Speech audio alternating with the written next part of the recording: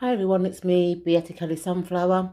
So I thought I'd hop on today and do a flip through and first impressions of my latest Lenormand deck.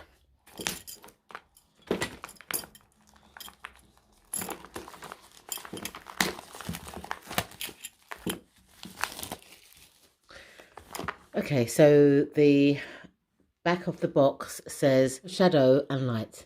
Fear of what we can't see has the ability to conjure images of hungry beasts ready to pounce from the shadows. Yet it is within the shadows where hidden truth is revealed. Become acquainted with the shadow aspect of the archetypal personalities through the playful and quirky ink and watercolor creatures that compose this 36-card Lenormand deck and accompanying guidebook.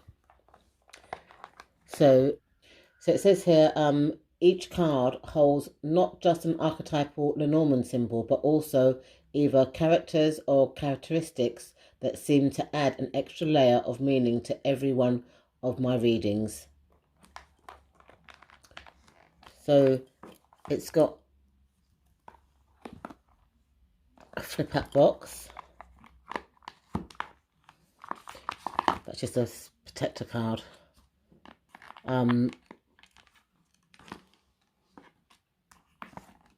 You have a guidebook, Shadowland Lenormand, and you have the cards, which to me are quite big for Lenormand cards. But before we get into the cards, let's have a look at the book.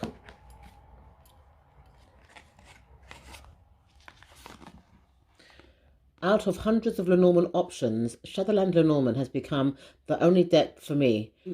What keeps me returning?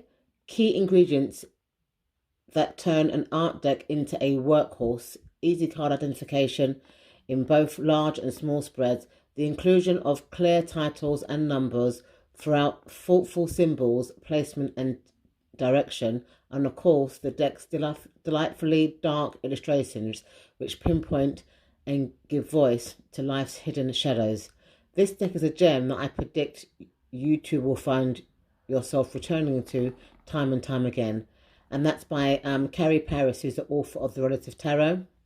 And she's also written Siren Song, Lenormand, Magpie Oracle casting kits. So this publication is a Red Feather publication. It was published last year, 2021, by Monica Baginski. Red Feather, who's its publishing company, is a sister company to Schiffer.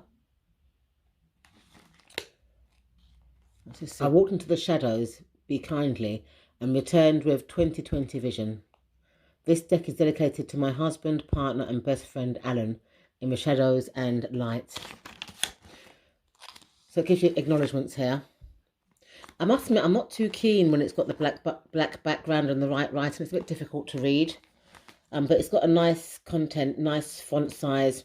So it gives you a forward, an introduction, the cards, how to use the cards, card layouts, conclusions, and bibliography.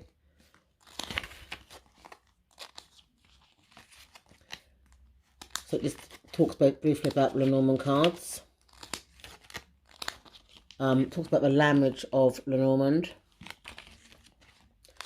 And then for each card, it gives you, a full colour illustration, a description. So, for example, for the rider, it says, a little creature with animine rides and waves from the top of a speedy 8-legged creature. So keywords for the rider is message, messenger, communication, speed delivery, new romance, passion. The shadow side is fleeting impulse, recklessness, thoughts, words, or actions. That's interesting because most Lenormand decks don't have a shadow meaning. So that's interesting that they're included in this deck. Message. Take notice, something or someone is arriving quickly and maybe a simple letter or a new and exciting love interest. While we value speed, remember that it can sometimes lead to mistakes, especially if decisions are made impulsively. Scrutinize people or messages that seem too good to be true, or those who pressure you into questionable commitments with fast talking. There may be a quirky message or an unusual delivery method attached to this message. The closer the rider card is to the centre of your spread or your chosen seeker or significator card, the quicker the news. Also note the surrounding cards indicate the type of news. The card is a speed modifier and can invoke the word fast when interpreted in conjunction with other cards. Then it's got here reflection questions for this card. What type of news would make you happy at the moment? Is there a particular romantic adventure that sounds intriguing to you? Where or when do you act impulsively? So it gives quite good, it gives, like a good 2-page meaning and, including keywords and shadow side, which is quite good. It's quite an in-depth little book. So it does that for each of the 36 cards.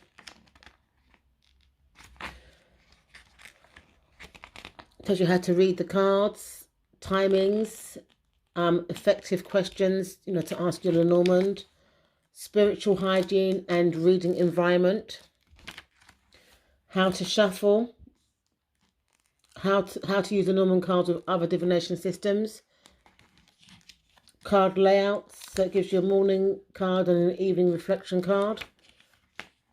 Gives you a couple of spreads here. So 2-card spread for shadow, 3-card spread for ancestral inspiration,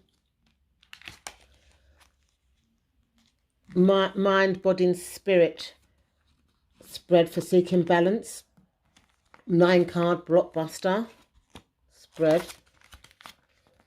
I must admit I prefer a 9-card spread. It gives you the placements, grand tableau, which is all 36 cards.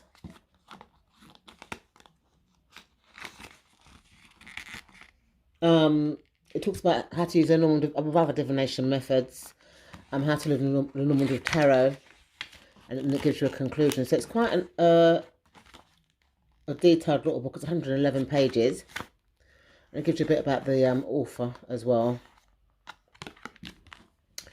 Okay, so let's go into the cards. So these are quite big for Lenormand cards. I do have the Shadowland Tarot, so that this will be a nice complement for my Lenormand cards. So let me just compare size. If I compare the Lenormand to the tarot deck, it's just a little bit shorter than a tarot card, and it's actually wider as well. Because if you look at the tarot card, it's narrower and taller. So I guess that these are kind of bigger than the average Lenormand deck, maybe just in case you want to use it in conjunction with the tarot deck. If I compare it to this Lenormand, this is the Pixie Outstanding Lenormand, which I'm using this month for readings. Look at the difference in the size of cards. Most Lenormand cards are this size, which is, I think this is a bridge size. So this is probably tarot stroke oracle size. Okay, so let's have a look at the cards. So you've got the rider.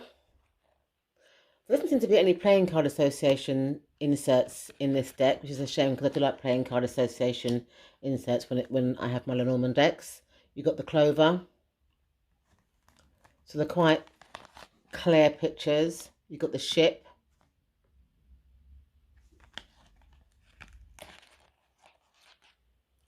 The house. And all of the archetypes seem to have this kind of like yellow kind of outline. You've got the tree. The clouds, and as you can see light and dark clouds, which to me represents confusion in the Lenormand deck. Snake, and it's clearly a snake. Coffin.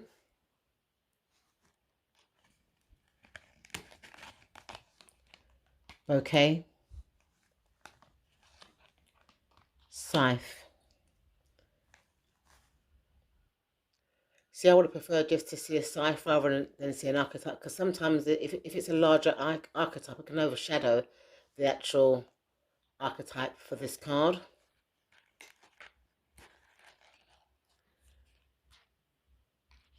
the broom. And again, you know, I would have preferred it if it was just the broom and not the witch and the cat with it, because it's a bit distracting for me when I'm reading Lenormand cards. The birds. Child. Again, I think the kite is overbearing the child.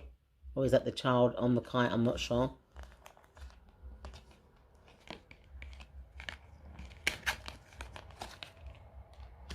The fox. The bear.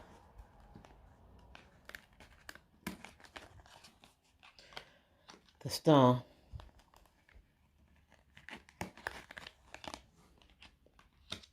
The stork.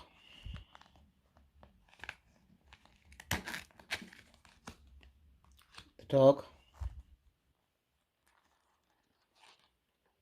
The tower.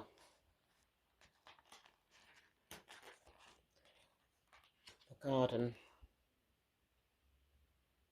Interesting. Mountain.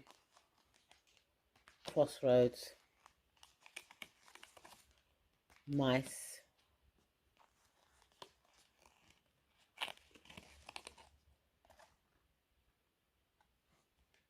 Heart. Ring. That's a clear picture of a ring. Book.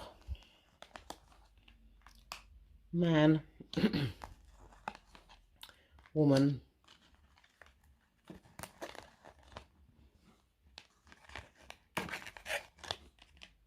Lily. That's a white lily. Sun. Moon.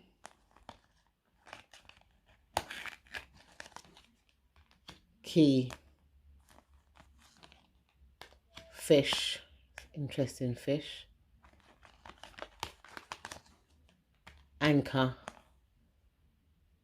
See, again, the octopus is overshadowing the archetype of the anchor, and the cross, which again is overshadowed by a person and a cat. So let's shuffle these cards and see how they shuffle.